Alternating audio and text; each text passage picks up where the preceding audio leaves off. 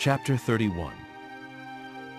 And it came to pass in the 11th year, in the 3rd month, in the 1st day of the month, that the word of the Lord came unto me, saying, Son of man, speak unto Pharaoh king of Egypt, and to his multitude, Whom art thou like in thy greatness?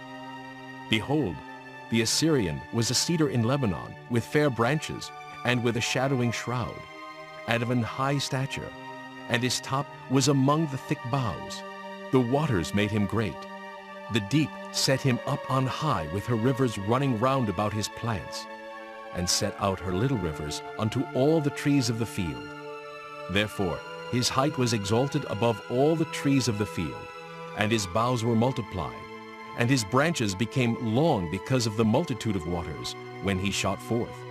All the fowls of heaven made their nests in his boughs, and under his branches did all the beasts of the field bring forth their young. And under his shadow dwelt all great nations. Thus was he fair in his greatness, in the length of his branches, for his root was by great waters. The cedars in the garden of God could not hide him.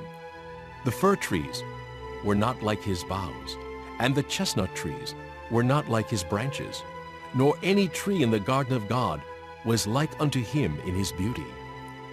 I have made him fair by the multitude of his branches, so that all the trees of Eden that were in the garden of God envied him.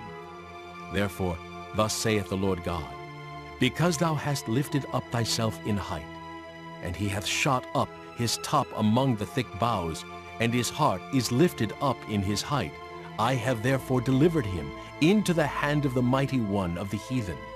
He shall surely deal with him. I have driven him out for his wickedness. And strangers, the terrible of the nations, have cut him off, and have left him upon the mountains. And in all the valleys his branches are fallen, and his boughs are broken by all the rivers of the land. And all the people of the earth are gone down from his shadow, and have left him. Upon his ruin shall all the fowls of the heaven remain, and all the beasts of the field shall be upon his branches. To the end that none of all the trees by the waters exalt themselves for their height, neither shoot up their top among the thick boughs, neither their trees stand up in their height, all that drink water. For they are all delivered unto death, to the nether parts of the earth, in the midst of the children of men, with them that go down to the pit. Thus saith the Lord God, In the day when he went down to the grave, I caused a mourning, I covered the deep for him, and I restrained the floods thereof, and the great waters were stayed.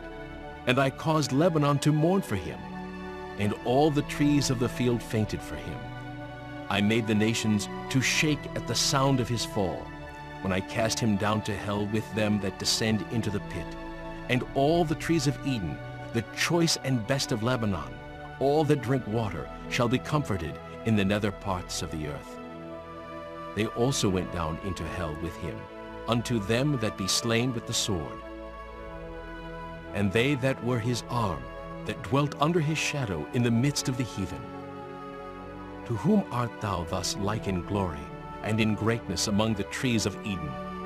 Yet shalt thou be brought down with the trees of Eden unto the nether parts of the earth. Thou shalt lie in the midst of the uncircumcised with them that be slain by the sword. This is Pharaoh and all his multitude, saith the Lord God. Chapter 30.